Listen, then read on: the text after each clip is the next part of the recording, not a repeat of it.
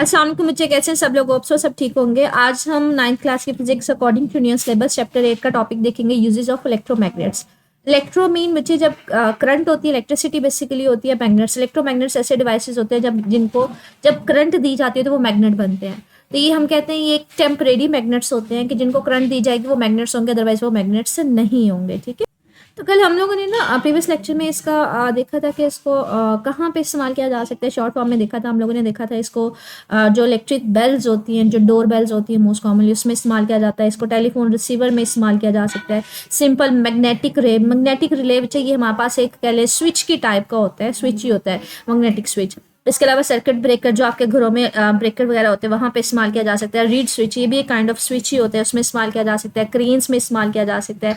जो tape recorder होते हैं वहाँ पे इस्तेमाल किया जा सकता है। जो मैगलिव ट्रेन्स होती हैं, बुलेट ट्रेन्स भी जिसको हम कहते हैं, वेरी फास्ट मूविंग ट्रेन्स होती हैं, उनमें इस्तेमाल किया जा सकता है। ये कुछ यूजेस हमने पढ़े थे कि जहाँ पे इलेक्ट्रोमैग्नेट्स को इस्तेमाल किया जाता है। लाइक के मैग्नेट्स जो है वो हमारे घरों में जो इलेक्ट्रिक डोर बेल्स होती हैं वहाँ पे इस्तेमाल हो जाता है, लाउड स्पीकर्स में, एयरफोन्स में।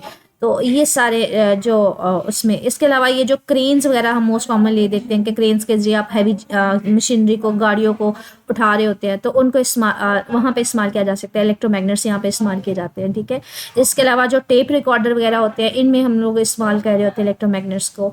जो बुलेट ट्रेन है, बुलेट ट्रेन जो मैगलिव ट्रेन होती है, मतलब इनके नीचे ना टायर वगैरह नहीं होते, तो यहाँ पे भी इनके अंदर भी इलेक्ट्रोमैग्नेट्स इस्तेमाल किए जाते हैं। तो ये कुछ एप्लीकेशन है। इसके अलावा जो घरों में हमारे सर्किट ब्रेकर होता है वहाँ पे इस्तेमाल किया जा सकता है।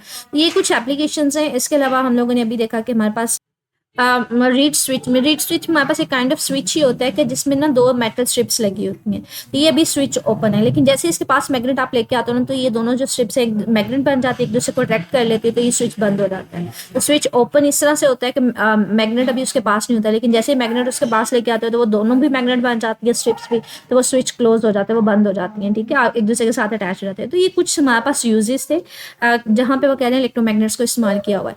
अब वो इन्हीं में से कुछ यूजेस को ना डिटेल में बता रहा है कि मैग्नेटिक रिले क्या होता है, वहाँ पे कैसे इस्तेमाल किया जाएगा, सर्किट ब्रेकर क्या होता है, वहाँ पे कैसे इस्तेमाल किया जाएगा। ठीक है, और जो हमारे पास मैगलिव ट्रेन्स होती हैं, टेलीफोन रिसीवर, इन सबको ना वो डिटेल में बता रहा है। लेकिन आपका जो रिड्यूस सिलेबस आया था उसमें ना ये वाला जो टॉपिक है हमारे पास मैग्नेटिक रिले वाला, ये हमने नहीं करना। ये क्रॉस में, ये कटिंग में हमने इसकी वर्किंग वगैरह नहीं पढ़नी।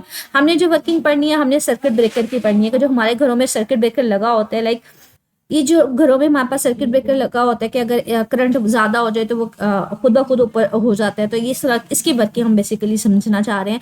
तो ये वो वाला टॉपिक है कि सर्किट ब्रेकर की वर्किंग किस तरह से होती है, किस तरह से उसकी कंस्ट्रक्शन किस तरह से होती है, एंड सो ऑन। तो इसी चीज़ को देखते हैं। कहते हैं जो सर्किट ब्रेकर होता है वो बेसिकली ऐसे उसको डिज़ाइन किया जाता है कि उसके ऊपर ना हम एक लिमिट लगा देते हैं मैक्सिमम करंट की। एक करंट हम वैल्यू दे देते हैं कि ये मैक्सिमम करंट है, इससे ज़्यादा करंट उसमें से ना गुजरे। तो हम कहते हैं वो एक ऐसा स्विच होता है काइंड ऑफ, उसको डिज़ाइन इस तरह किया जाता है कि वो सर्टेन मैक्सिमम करंट को पास ऑन करने देगा। लेकिन अगर करंट उससे ज़्यादा होगी तो वो खुद ब खुद ऑटोमेटिकली ऑफ हो जाएगा, वो करंट को गुजरने नहीं देगा। तो हम कहते हैं कि हमारी जो अप्लाइंसेज होती हैं वो उनको जलने से बचा लेता है। जैसे कोई फ्रिज वगैरह चल रही है, कोई मोटर चल रही है, तो अगर उसको ज़्यादा करंट मिलेगी तो वो तो जल जाएंगे। इसलिए हम कहते हैं कि अगर एक अमाउंट से ज़्यादा करंट होगी तो वो खुद ब खुद ऑफ हो जाएगा, तो चीज़ें हमारी नहीं जलती। ठीक है, तो अब उसकी कहते हैं कि हमारे पास ना नीचे कंस्ट्रक्शन दी हुई है, इस कंस्ट्रक्शन को देखते हैं कि वर्किंग किस तरह से होती है हमारे पास। इसको देखते हैं कि इसकी वर्किंग किस तरह से होती है। हमारे पास ना कहते हैं यहाँ पे एक कॉपर की स्ट्रिप होती है जिसमें से करंट गुजरेगी। इसके साथ यहाँ पे एक आर्मेचर होती है, एक कॉइल होती है। ठीक है, इसको ना यहाँ से पिवट किया जाता है, मतलब फिक्स किया जाता है। यहाँ पे इसको ना फिक्स किया होता है, फिक्स का मतलब है यहाँ पे इसको अटैच किया होता है।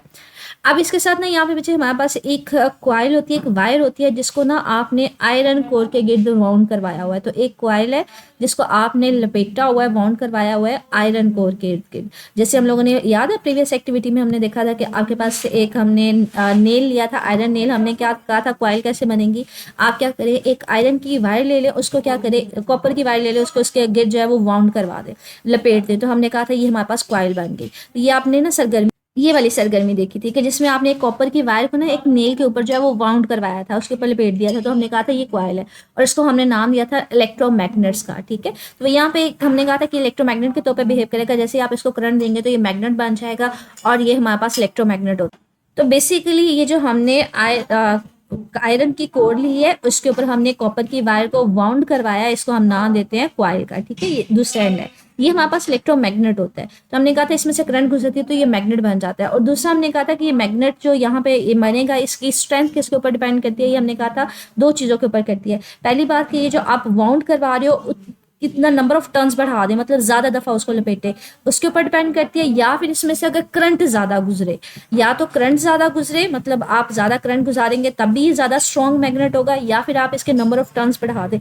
ये हमने ना पढ़ा था, ये देखिए यूजेज ऑफ मैग्नेट से ऊपर ही हमने पढ़ा था कि जो स्ट्रेंथ है मैग्नेटिक फील्ड की वो दो तरह से इंक्रीज की जा सकती है। तो या तो हम कैसे, या तो हम नंबर ऑफ सेल्स बढ़ा दें मतलब करंट बढ़ा दें, या फिर नंबर ऑफ टर्न्स बढ़ा दें। तो दो चीजें की जा सकती है, या तो करंट बढ़ा देंगे तब वो स्ट्रॉन्ग मैग्नेट हो जाएगा, या फिर आप नंबर ऑफ टर्न्स बढ़ा दें तब भी मैग्नेटिक फील्ड क्या होगी, उसकी स्ट्रेंथ ज्यादा होगी, वो स्ट्रॉन्ग होगी, ठीक है। तो वर्किंग प्रिंसिपल सिर्फ इन दो चीजों के ऊपर बेस्ड है। हम लोग यहाँ पे किस तरह से वो एक्सेस अमाउंट ऑफ करंट को कंट्रोल करेगा, तो याद रखिएगा अगर मैं करंट को मुझे आई से लिखते हैं, अगर मैं करंट को ज्यादा कर दूंगी तो ये ज्यादा स्ट्रॉन्ग मैग्नेट होगा, ठीक है। ये वाला जो इलेक्ट्रोमैग्नेट है, अगर ज्यादा इसमें से करंट गुजरेगी तो ये मैग्नेट भी स्ट्रॉन्ग होगा। ये जो आर्मेचर होते हैं बच्चे, ये आयरन की होती है, मेटल की होती है। स्टार्टिंग में होता है क्या, आप इसमें से कॉपर स्ट्रिप में से करंट इसको देते हैं, करंट इसमें से पास ऑन करता है और करंट इसमें से गुजरेगा, इसमें से गुजरता हुआ ये जो कॉइल है ना हमारे पास, इसमें से भी गुजरेगा और ये मैग्नेट बन जाता है। अब ये मैग्नेट है, ये मैग्नेट क्या करते हैं, इस आर्मेचर को अट्रैक्ट कर रहा होता है, तो यहाँ पे इनके दरमियान ना ये अटैचमेंट हुई होती है और कॉपर स्ट्रिप के साथ ये क्या लिंक है, इन कंटेक्ट होता है, ये भी एक दूसरे के साथ इन कंटेक्ट है, तो करंट इसमें से गुजर रही है। और यहाँ पे ये मैग्नेट है, यहाँ पे नहीं ये फिक्स होता है, ठीक है।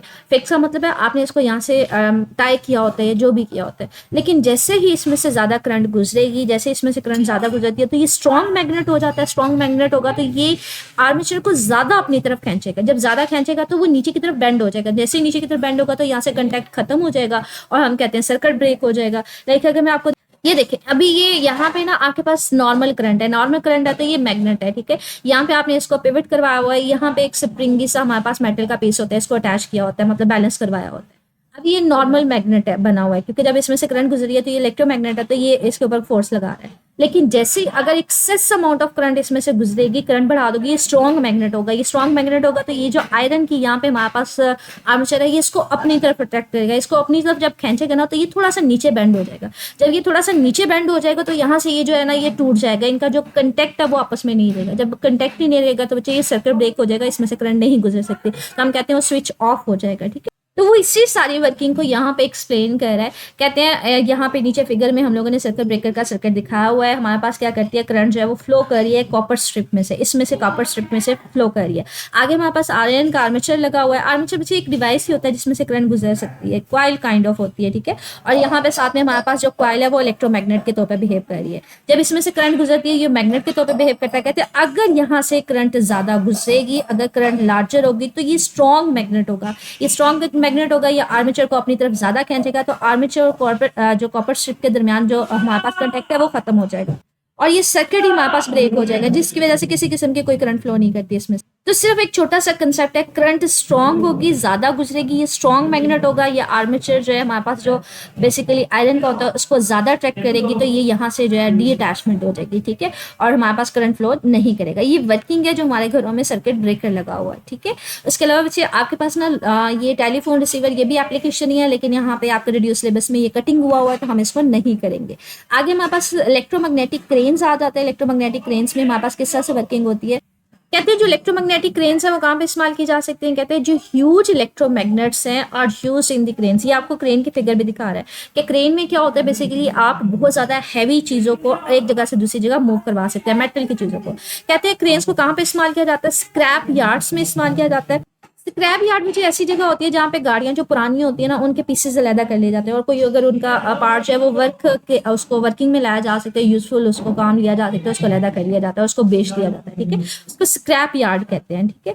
कहते हैं या तो इसको स्क्रैप यार्ड में इस्तेमाल किया जा सकता है, या स्टील वर्क्स जहाँ पे स्टील वगैरह का काम हो रहा हो, या फिर शिप्स में जो हमारे पास वहां पे इस्तेमाल किया जा सकता है। कहते हैं हमारे पास इसमें होता है क्या है, बेसिकली ये क्रेन्स की ना कुछ इस तरह से हमारे पास होता है, ये जनरेटर होता है, इसके पीछे यहाँ पे आप पेट्रोल वगैरह को किसी चीज़ को जला के आप जनरेटर के जरिए इलेक्ट्रिसिटी प्रोड्यूस करवा रहे होते हो। यहाँ पे इलेक्ट्रोमैग्नेट्स होते हैं, जैसे इसको इलेक्ट्रिसिटी मिलती है तो ये मैग्नेट के तौर पर बिहेव कर जाता है, जिसकी वजह से ये किसी भी मेटालिक पार्ट को अपनी तरफ अट्रैक्ट कर लेता है, जिसकी वजह से आप हैवी मशीनरी को, गाड़ियों को एक जगह से दूसरी जगह मूव करवा सकते हैं। तो यहाँ पे ये कह रहे हैं कि they can lift iron and steel objects, जो मेटल के पार्ट्स होते हैं स्पेसिफिकली आयरन या स्टील, जो मैग्नेट्स भी मैग्नेटिक मटेरियल्स होते हैं, उनको एक जगह से दूसरी जगह मूव करवाया जा सकता है। तो आप रिक्वायर्ड पोजीशन पे इसको मूव करवा सकते हैं।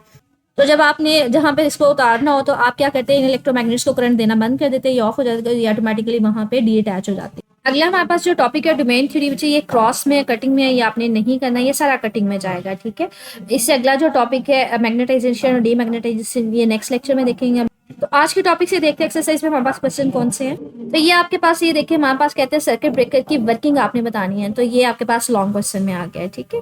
इसके अलावा शॉर्ट क्वेश्चन में इलेक्ट्रोमैग्नेटिक रेंज के बारे में भी पूछा जा सकता है कि write a short note on electromagnetic range. जी, आपकी एक्सरसाइज का भी क्वेश्चन है कि एनी टू से थ्री यूजेस आपने इलेक्ट्रोमैग्नेट्स के लिखने हैं तो आप उसमें लिख सकते हैं। लाइक ये देखें, ये लिखा हुआ है नेम यूजेज ऑफ इलेक्ट्रोमैग्नेट्स, तो आप इसमें 2 से 3 लिख सकते हैं। आप इसको इलेक्ट्रिक बेल्स में इस्तेमाल कर सकते हैं, आप सर्किट ब्रेकर में इस्तेमाल कर सकते हैं, 2 से 3 इसको लिख देंगे, ठीक है। मजीद बच्चे इसमें से कुछ पूछना हो मेरे से कमेंट सेक्शन में पूछ लीजिएगा। ओके, अल्लाह हाफिज़।